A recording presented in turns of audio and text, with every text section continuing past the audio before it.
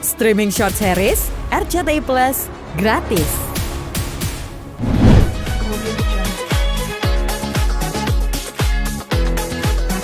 Ada hal yang mengejutkan ya, mungkin sama tentara seperti apa ya, ada rasa khawatir. Oh, tentara masih ngeri lah. Walaupun gimana kan kita tahu ya bahwa ya mereka lagi mayoritas lah bedanya ya. Teritori mereka yang benar mereka ngejagain, terus orangnya benar-benar diliatin, dan pas banget kita pas datang itu ada orang, mungkin orang ya mukanya Arab lah gitu ya, dia mau masuk ke dalam masjid itu ditahan, dan itu dia dikerumunin sama tentara-tentara. langsung di macam-macam Ya, gitu gitu. kan. Kita udah jalan Terus kita mau lewat, nah terus tiba-tiba Mas Ari kayak sok-sok turis, sorry, this way gitu kan, maksudnya masjidnya lewat sini nggak? Terus sorry, boleh lihat dulu tasnya. Where are you from? Gitu kan. Indonesia. Buka barang. Jadi sebenarnya ya mungkin karena berita yang beredar bahwa mereka tuh kejam gitu kan, tanpa apa namanya belas kasihan sama orang ya. Tapi di situ pas kita ke situ justru sebenarnya mereka ini anak-anak ABG yang lagi wajib militer, Gitu. megang senjatanya aja gemeter sebenarnya. Tapi mereka tipikal yang emosian kan, maksudnya kalau masih anak-anak muda kan emosinya belum balance lah gitu. Pemimpinnya yang ngegas gitu ya, kita nggak usah cari masalah lah gitu kan. Jadi ya kita yang penting, Natik tulus lah, kalau kenapa-napa disonjokan kan ya dapat pahalanya besar gitu kan. cuma ya Tapi lucunya jangan nyari gitu. gara-gara. Benar, cuma lucunya adalah tiap kali kita lewat tuh kayak sosok kayak nggak lihat gitu, kayak sosok chill, santai, tapi abis itu, serem banget gitu. Tetap lah pasti ada, ya iyalah mereka bawa senjatanya di sini terus gitu Dan saya kan. punya cara bagaimana caranya nggak dapat gambar mereka tanpa harus ketahuan. Jadi lewat pakai kamera. dapat gambarnya dan bisa kita jadiin bercandaan kan gitu. Tapi gimana ya, di situ justru malah ketika bisa berada di situ jadi kelebihan khusus karena rasanya kan nggak semua orang bisa kan. Iya benar. Karena sepanjang kita traveling satu-satunya yang imigrasinya lama banget itu di situ. Lama, selama-lamanya itu ada. Tapi kita kan karena nggak bermasalah, kalau bermasalah lain cerita. Kita nggak bermasalah aja tapi lama banget prosesnya. Hampir berapa lama, berjam-jam kah? 2 jam ya deh, satu setengah lah, 2 jam. 1,5 2 jam. Tapi kita tuh bersyukur banget karena kan kita rombongan tuh 2 bis gitu kan. Alhamdulillah kita lolos semua tuh. Dan itu dengan pertanyaan yang bermacam-macam, bervariasi banget gitu. Ada yang ketemu sama orang imigrasinya santai, ya nggak terlalu neko-neko nanyanya lewat. Ada yang sampai harus ditahan banget. Jadi benar-benar random, serandom-randomnya. Jadi kita nggak bisa tuh kayak, walaupun visa udah di tangan, belum tentu kita juga bisa masuk si bordernya. Jadi ya kayak gitu. Nah dan ternyata pas udah masuk nih di tanah ribat itu kan, kita pikir udah langsung ketemu Aqsa doang gitu. Ternyata masih 5-6 jam lagi ya. Ya itu sama halnya kayak apa yang terjadi di Yerusalem tuh, di Aqsa itu, sama di tempat Rafah sama Gaza. Itu masih sekitar 2 jaman lagi. Jadi orang-orang nanya, lo lihat nggak sih ada bom lewat-lewat di atas langit atau segala macam? Enggak sih. Tapi Jadi, truk-truknya lama. truk-truk kemanusiaan itu ada, tapi nggak lewat Yerusalem. Jadi di sana bener berasa beda banget sih, hawanya tuh beda.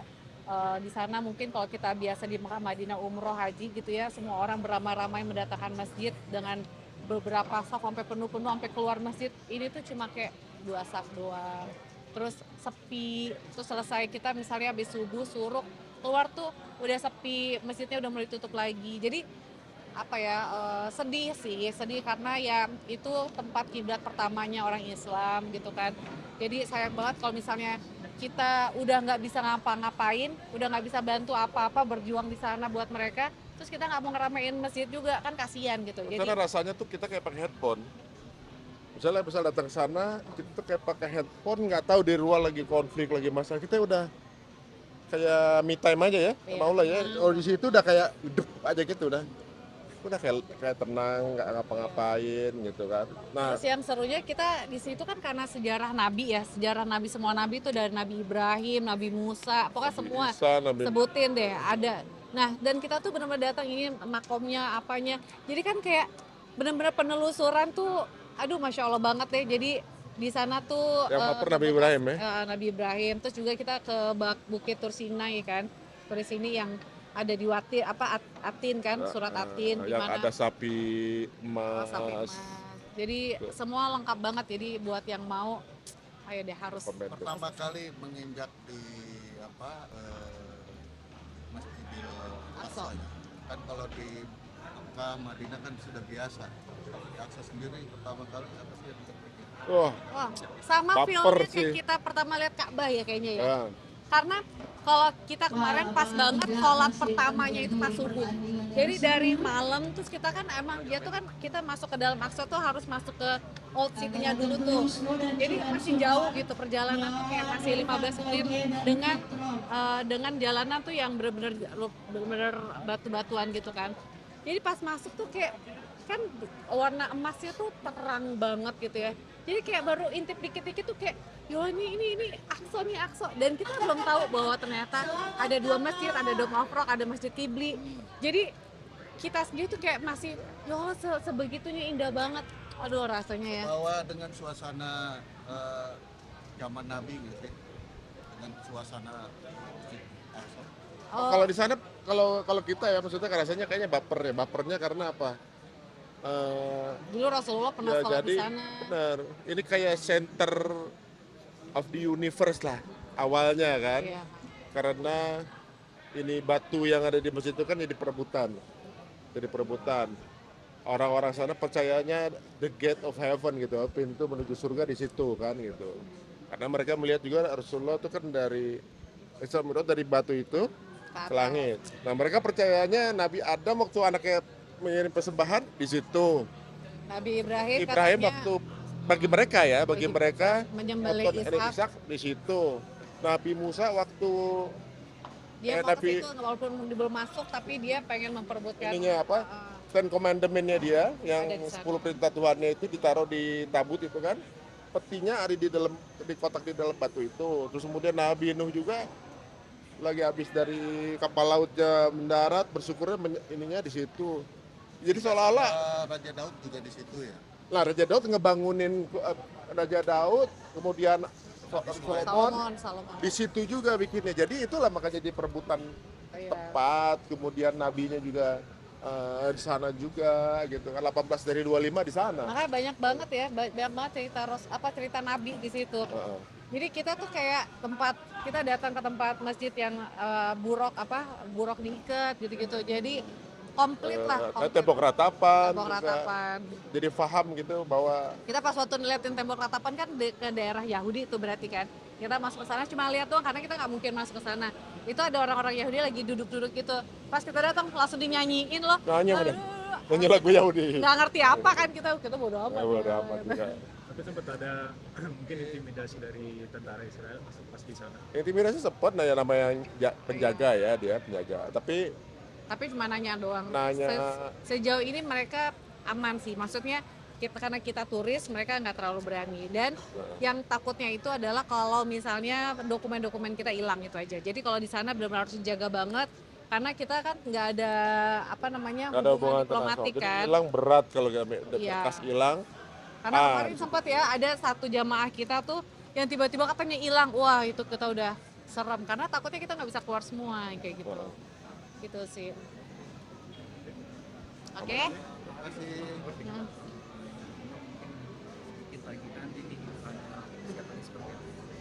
Ya alhamdulillah Idul Adha kali ini aku ditinggal lagi sama suami karena dia mau haji, mau berangkat lagi insya Allah, doain ya. Jadi ya alhamdulillah aku nemenin anak-anak kali ini. Ada perwakilan. Iya. Jadi Biasanya kalau misalnya bapaknya pergi, anaknya nyembelih biasanya. Tapi nggak tahu nih tahun ini gimana. ya dia udah nyembelih. Dia 3 kali nyembelih dia ya. 3 kali Iya. nyembelih, tapi mungkin yang keempat kali. Alhamdulillah mudah-mudahan lancar. Tapi ya pemilihan sapi belum ditentukan. Iya masih. Ya, sudah sebulan ya. Tapi kalau memang sekarang lebih murah harganya. Benar-benar. Ya sapinya masih lebih kurus kan. Oh. Jadi kalau mau gemukin dari sekarang ya Pak? Mungkin ya sekarang. Iya, iya. Ya, mudah-mudahan. Rencana berangkat haji sama siapa mas? Sendiri. Sendiri. Tapi ya. di sana ada Wisnu, ada teman Insya Allah ya. ada ya. Banyak teman-teman, cuma kali ini dia 2 tahun belakang sendiri gitu. Karena dia jadi mutawif ya Pak ya di sana. Iya, ya. apa-apa jadi mau tahu senang. Habis kenapa ya? Nggak tahu itu kan kalau menurut kita kan satu jadi tanggal yang paling terpenting selama setahun itu 9 Zulhijjah, dan kita kepengen di tanggal itu kita ada di situ. Terpenting itu Arafahnya ya. di Arafah 9 Zulhijjah, di situ di tanggal itu gitu. Jadi kalau teman-teman sekarang ini mungkin lagi ada kelebihan rezeki, masa di umur 20 tahun, 30 tahun, sehari aja dalam dia tahun itu belum jejakan kakinya di situ, ini kan. Soalnya siapapun yang pernah ada di situ, insya Allah jaminannya surga. Insya Allah. Ya, jadi ikhtiarkan aja teman-teman. Baru mungkin daftar doang itu udah pahalanya loh. Ya. Tiba-tiba meninggal bukan salah kita kan gitu. Maksudnya memang udah takdir. Tapi ya itu Harus menarik. diikhtiarkan Apalagi ya. Haji Akbar insya Allah mudah-mudahan. Ya. Kita kenapa nggak ikut?